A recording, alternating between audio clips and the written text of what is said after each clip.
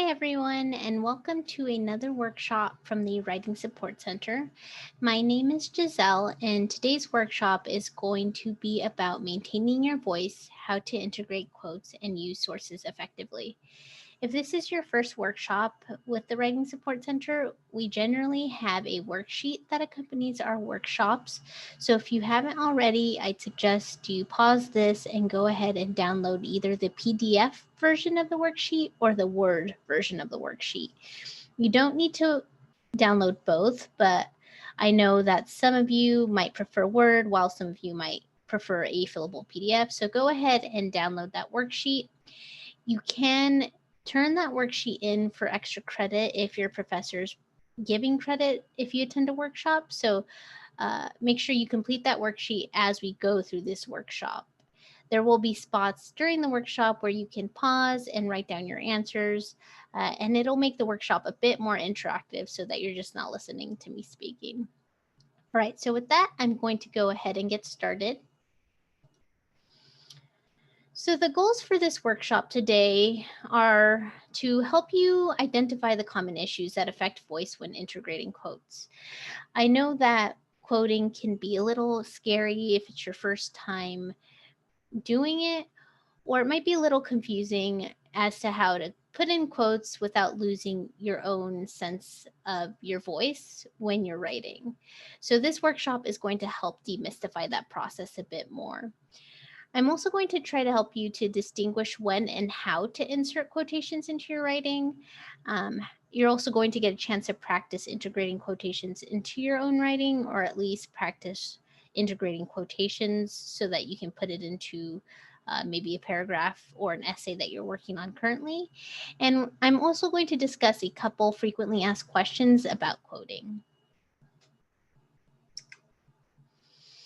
So, just to start, I want to talk about the common issues that affect your voice when you're writing.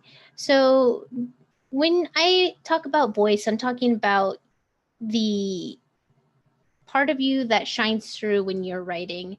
All your original ideas, your argument, that should always be the main part of your essay. However, when you are writing, sometimes you need to bolster your argument by adding in outside voices or adding in voices from experts in the field.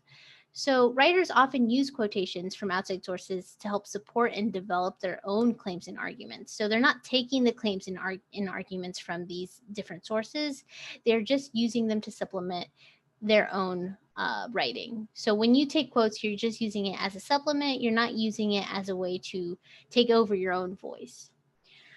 Some writers who are less experienced might let the author's words, ideas, and claims overwhelm their ideas. Um, or they might even use quotations out of context in ways that are confusing, or they change the author's original meaning. So you never want to do that. Whenever you quote, you want to make sure that you are using the quote in the way that the author intended. You want to make sure you're backing up your argument accurately so that you're not taking those words from that author out of context. A few problems that I see are doing a drop in runs. So that's when students just throw in a quotation and they don't talk about what it means, they don't introduce it into their writing, and they don't explain how it relates to their argument. So you would call that a drop in run. Another problem that I see is when quotations are the last thing in the paragraph, they're sort of the last word. And what this does is it forces a reader to figure out the significance of the quotation or how it relates to your argument. So you never want to end a paragraph or an essay on a quotation, even if it's an inspirational quote or something that you find really moving. You don't want to end on a quote. Remember, the quotes should never take place of your own voice, because that's how you lose your voice, is when you let quotes speak for you.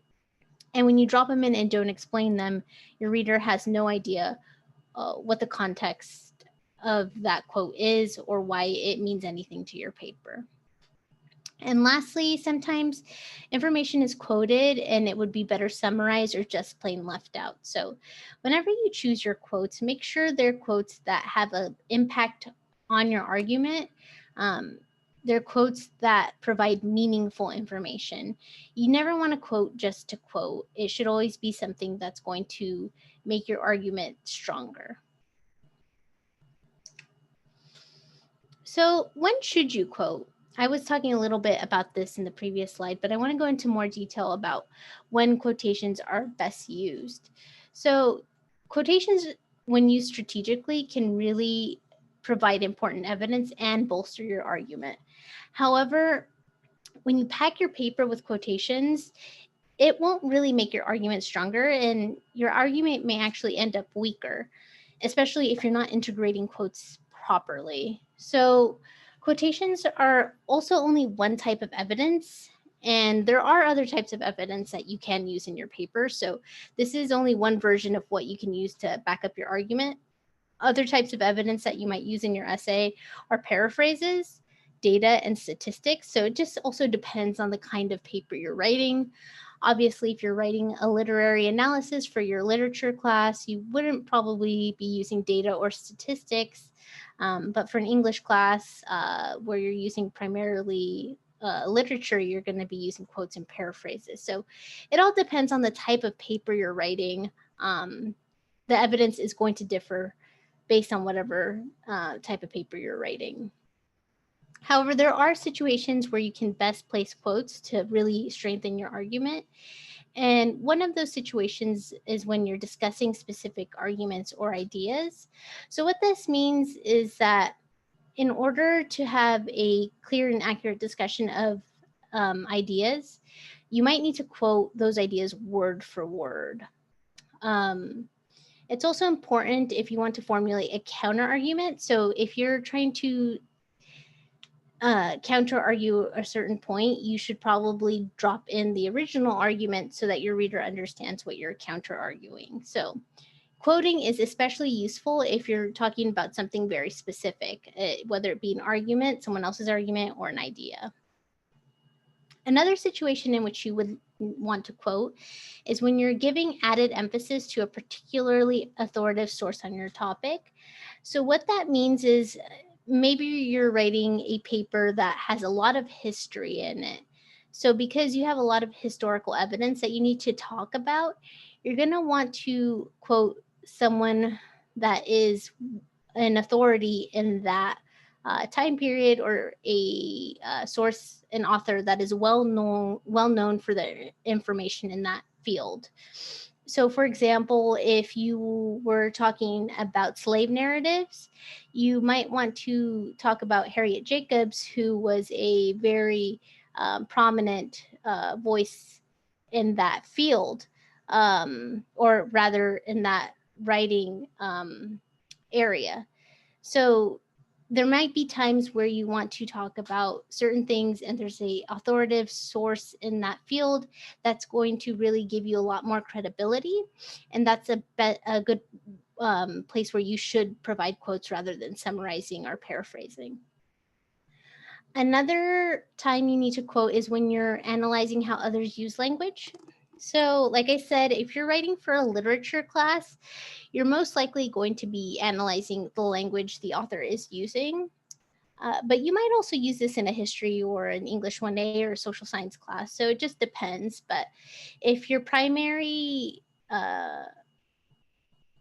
goal is to analyze the way something is said, then you would need to quote the user of the language. So this is especially important when you're talking about poetry.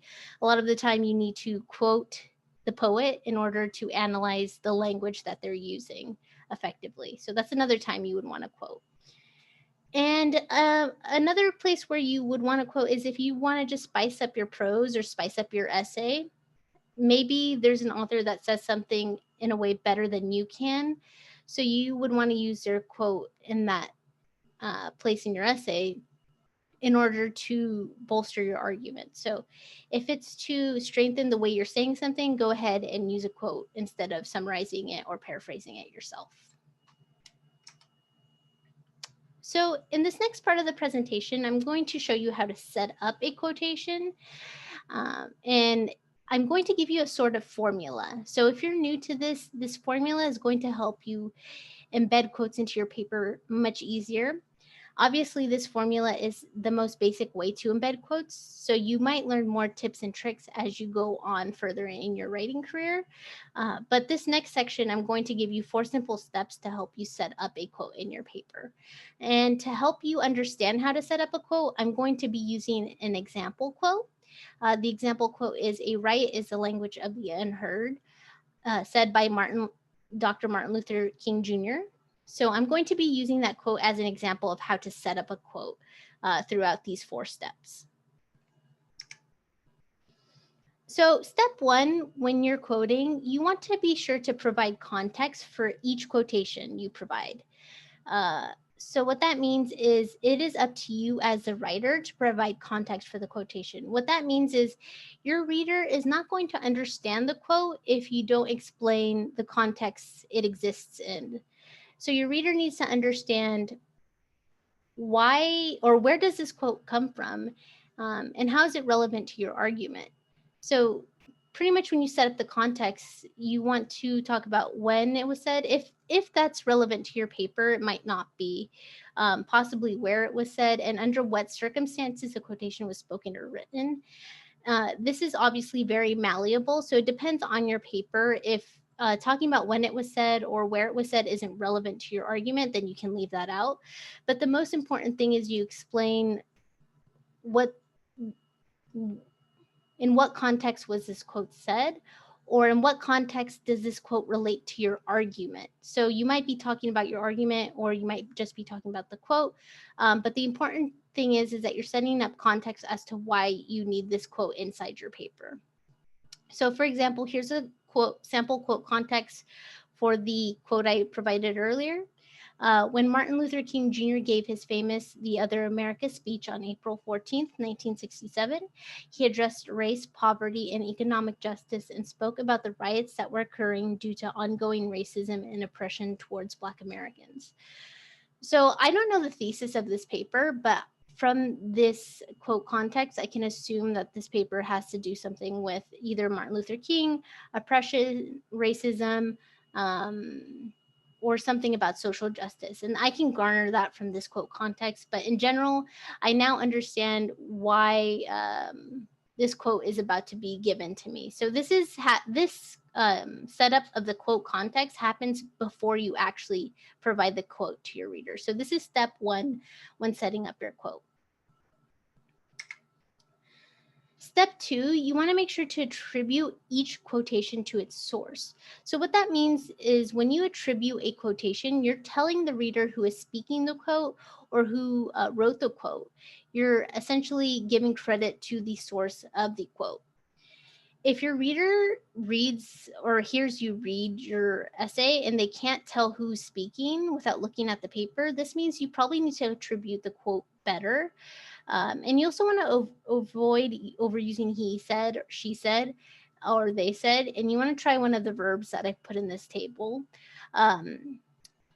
Essentially, when you attribute, it's when you say someone said something, right? So instead of saying said, you can try using someone, so and so wrote, or so and so declares, or so and so criticizes. Any one of these verbs will be good in attributing quotes, but it also depends on what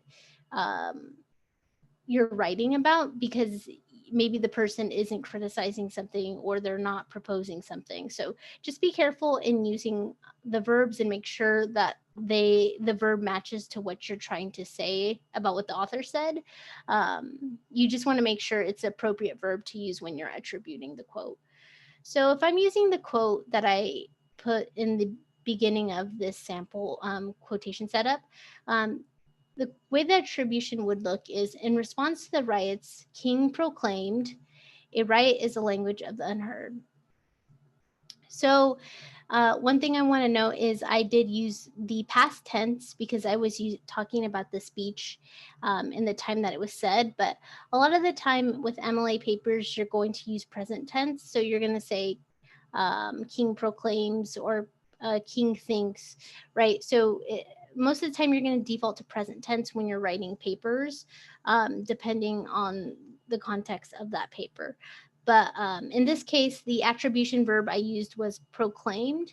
Like I said, using any of these attribution verbs, depending on what you're writing about, would be great. And avoid using said. Okay, so step 3, when you're setting up a quotation, you also want to make sure you're providing the citation for the quotation. So if you notice in the previous slide, I don't have a citation here. So it's unclear as to where I got this quote.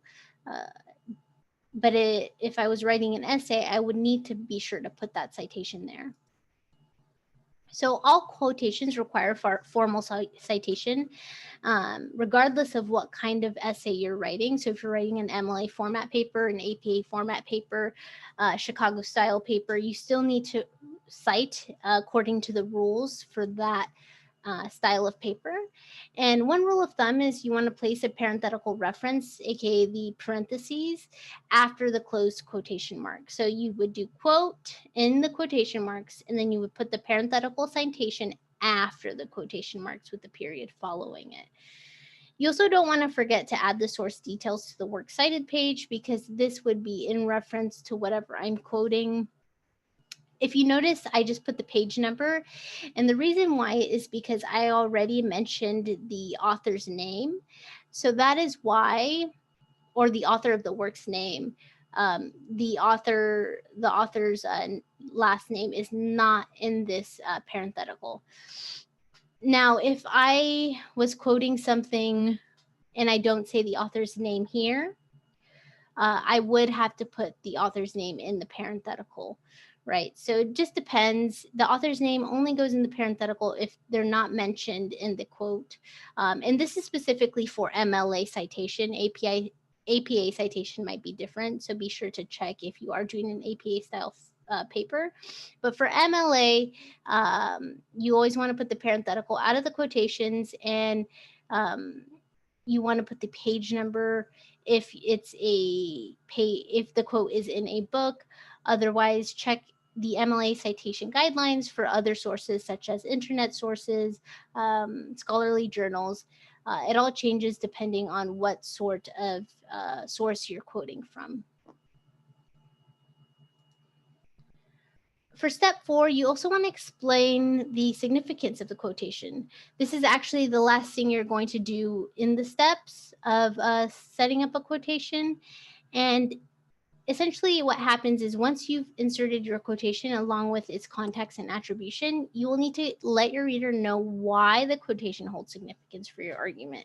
So kind of like setting up the context, this rounds out your quote sandwich, if you will.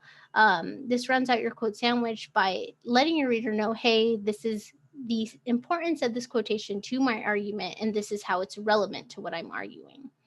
So in this sample quote explanation, it reads, when King uttered these famous words, referring to the quote that I wrote earlier, he explained the significance of writing in achieving social justice and racial equity, an explanation that is just as important today for the current Black Lives Matter movement. So again, because you don't have the full essay for this quote explanation, it's kind of unclear exactly what the main argument of the paper is. But like I said, if I had to guess just by reading this, it would have to do something about social justice, racial equity, maybe current social justice movements. But the important thing is that the quote is explained and the reader is told why it holds significance for the argument. So whenever you quote, you can think of it as a sandwich. Step 1 is where you provide context. Step 2 is the meat, where you provide the quote and the citation. And step 4 is when you put that bottom piece of bread on the sandwich and you close the sandwich and you explain the significance of that quotation. Those 4 steps are going to be an easy way for you to remember how to quote. And they're also going to help you avoid dropping and not explaining what the quote means, because the important thing whenever you're quoting is to make sure your reader understands why you're quoting and what it matters to your argument. So now I'm going to give you a chance to practice integrating quotations. And for this activity, you're going to practice integrating using the steps that I just covered in the previous slides. So if you need to look at them, you can go ahead and rewind in this presentation to bring them back up. You may have already thought of a quotation for a current writing assignment, or maybe you're currently writing something and you have a few quotes that you want to practice using. If you don't have a current writing assignment, just try practicing by rewriting a quote integration from a previous assignment. And your sample quote integration should be at least 3 sentences long, and they should include the 4 things that I talked about in the previous slide, which are context, quote and attribution, citation, and explanation. So go ahead and do that on your worksheet. Like I said, you can pause here and rewind to look at the slides if needed.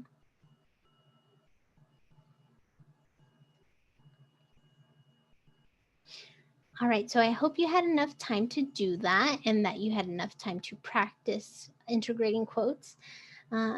Even though this is for this assignment, I'm sure you could take that quote integration you just created and drop it into your essay. So just feel free to use whatever you create during this workshop in your actual essays.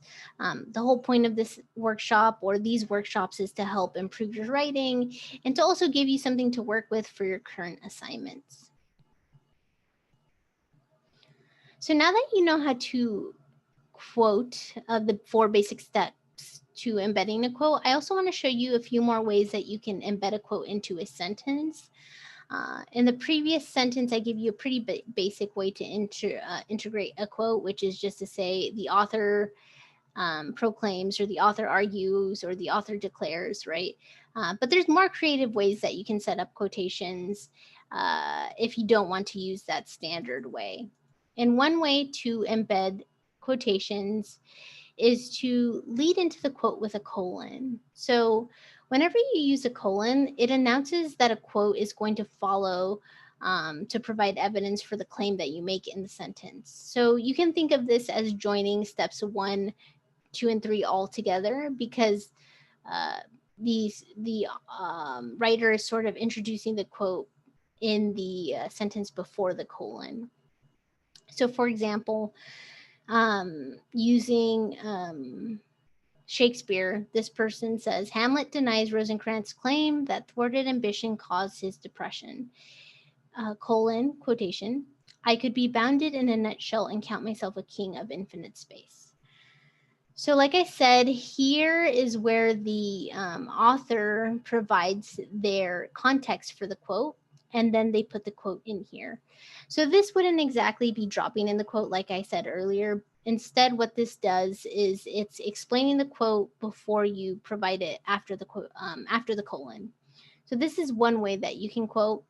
I wouldn't suggest doing this all the time. If you do use this method of quotation, I would use it maybe once in the paragraph, maybe just a handful of times, 2 to 3 times in the whole essay, just because this style of quotation, in my opinion, isn't as smooth as the basic style, right? So I prefer this style, so it's just a matter of preference. But I would kind of differentiate the way that you are quoting, and I definitely wouldn't use this for every single quote that you provide, but it is one variation of quoting that you can use. Another way that you can embed a quote into a sentence is if you use the words of the quote grammatically within your own sentence. So you kind of integrate the author's wording with your own.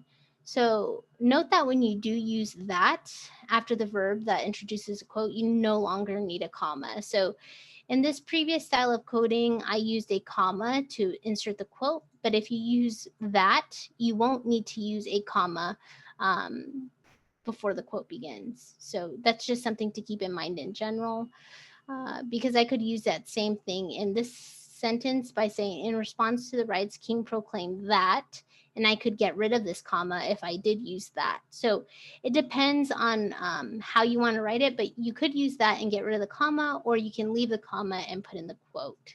But that is just one thing to note. So one example of integrating the quote grammatically into the sentence is here, using the same quote that was used up here.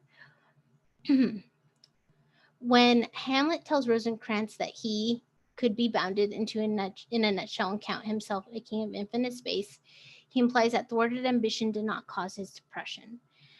So reading it this way, it flows much better, right? It's more integrated within the sentence. It sounds more cohesive. So this is a good way to integrate a quote if you want to go with a more flowy sounding sentence. But keep in mind the way that you do attribute the quote is different, or the way you cite the quote is different.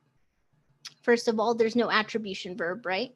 So it's literally just integrated within the sentence. So there's no need for that attribution verb.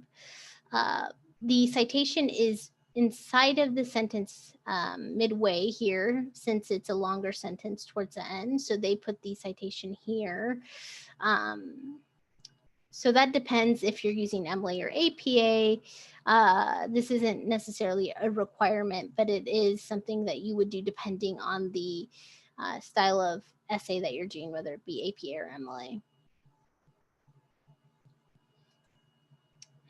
Some more commonly asked questions about quotations that I've heard are, how do I combine quotation marks with other punctuation marks?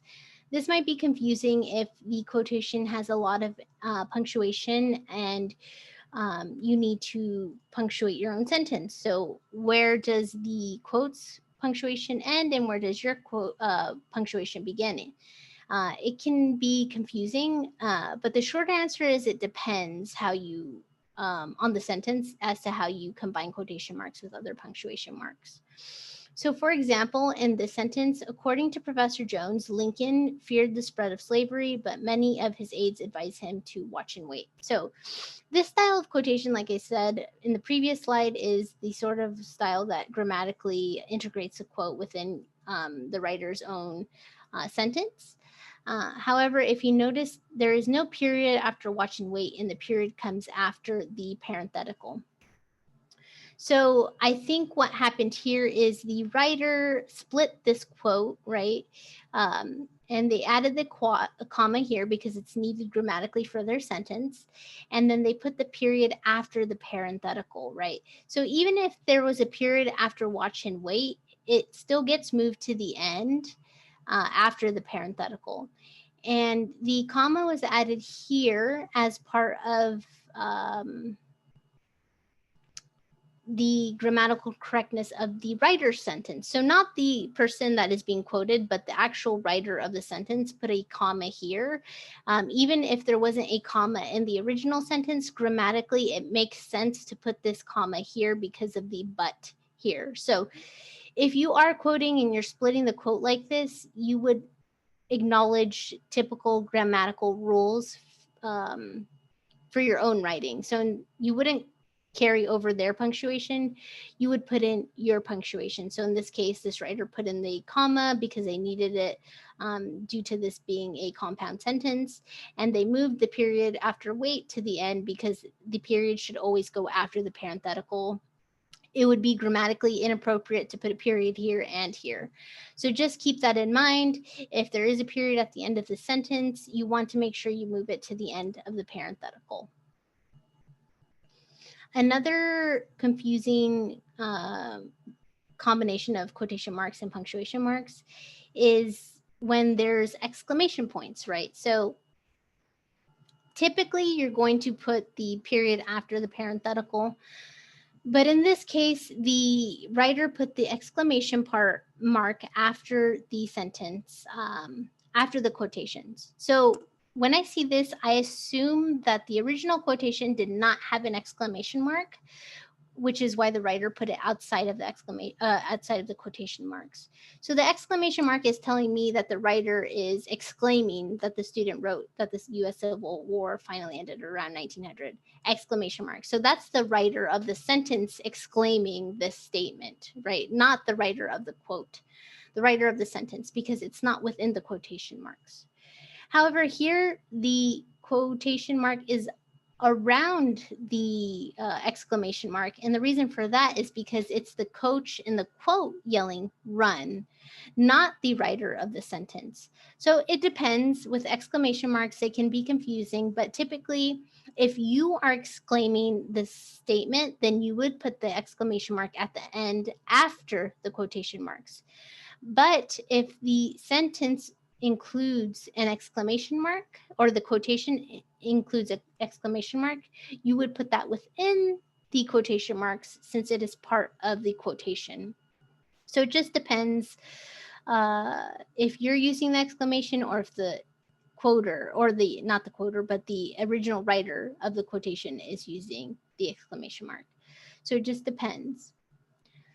Another confusing thing is when students are quoting quotations that have quotation marks already in them. So, what that means is that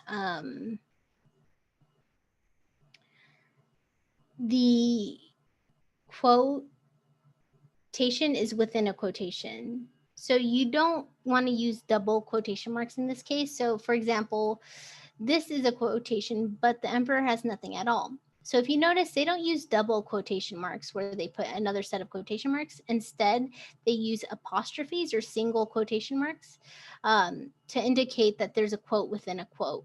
So anytime you're using a quote within a quote, you want to use apostrophes or single quotation marks to indicate that, hey, this is a quote that was within the original quotation.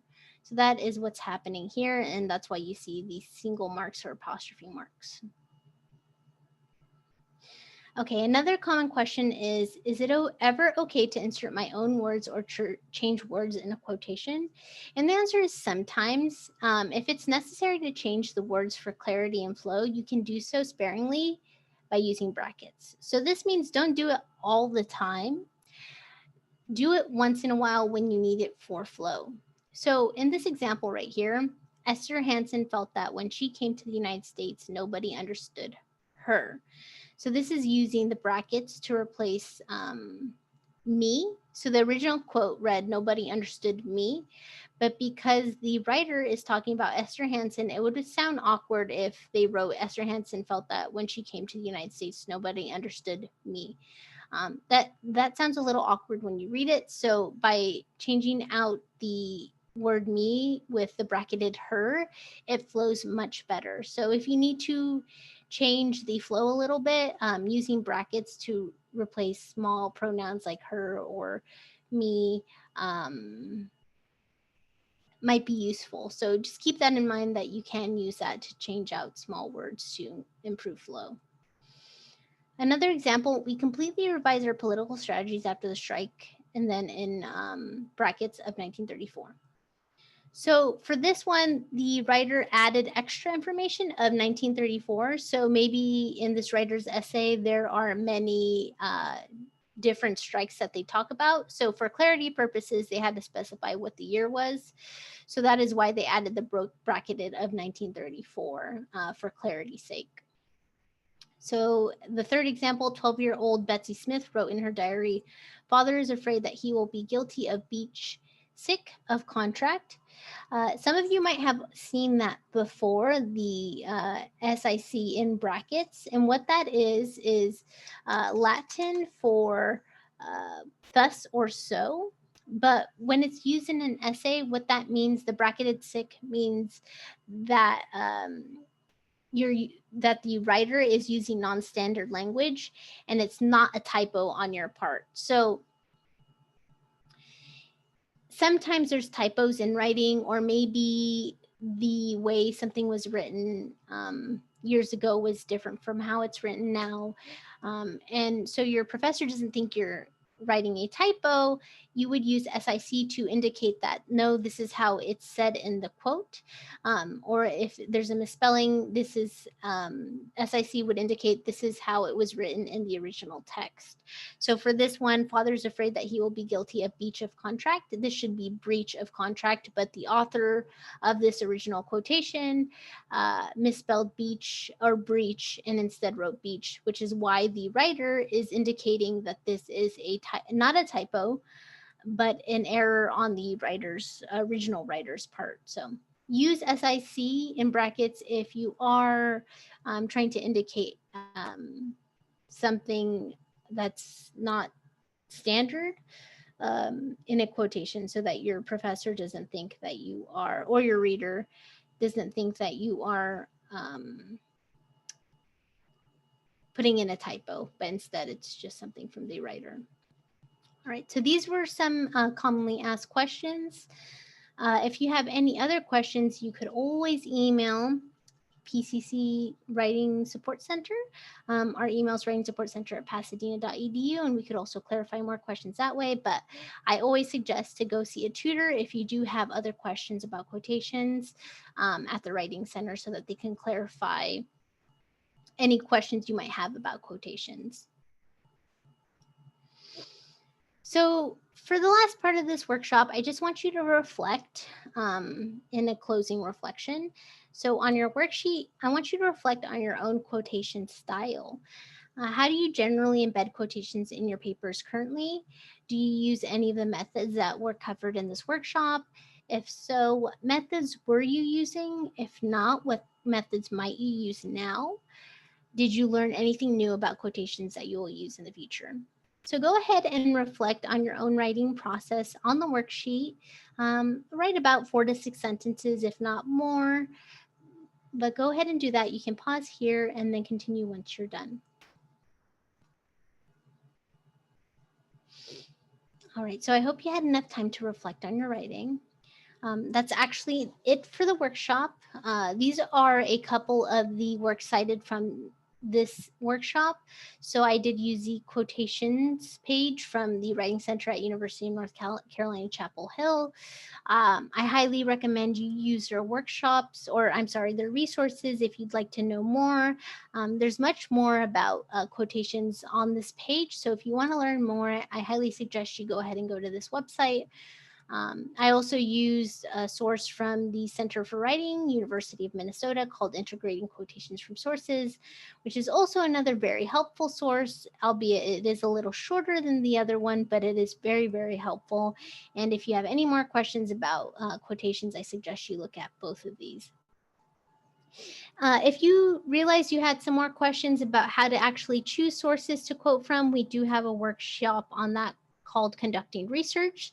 So I suggest you look at that workshop if you'd like to learn more about finding credible sources to get quotes from. If you have any more questions on writing, I do suggest you look at our Canvas page, which includes many more workshops and handouts and DLAs that you can use to bolster your writing. Thank you for attending, and I wish you the best of luck on integrating quotes.